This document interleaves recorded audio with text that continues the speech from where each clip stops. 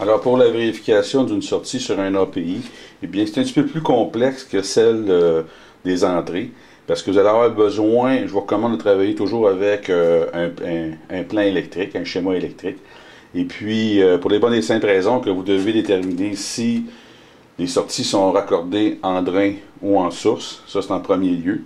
Et puis la prochaine étape, eh bien, c'est de vérifier le type de com qu'on va utiliser. Comme on peut voir ici, vous avez un com pour le 00, un com indépendant pour le 01, un com 02, puis le dernier com 05, 07, 08. Ce qui veut dire que sur le premier com, j'aurais pu y mettre 24 volts, le deuxième com, mettre 5 volts, celui-là mettre 120 volts AC, et ça n'aurait aucun impact sur les sorties d'automate.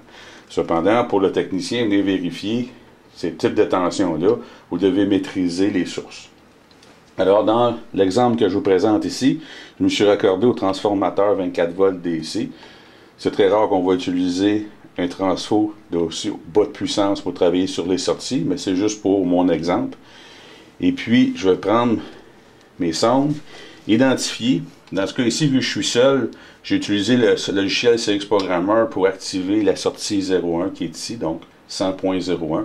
J'aurais pu, avec un collègue, juste maintenir le bouton poussoir. Le travail a été bien fait aussi. Alors, j'ai forcé la sortie, comme j'ai dit. Puis, je prends ma sonde noire. J'identifie mon commun qui va me servir pour venir prendre ma mesure sur le 0,1. Et je viens prendre mon multimètre sur la vis concernée. Et ça me donne 24 volts, qui signifie que la sortie fonctionne bien.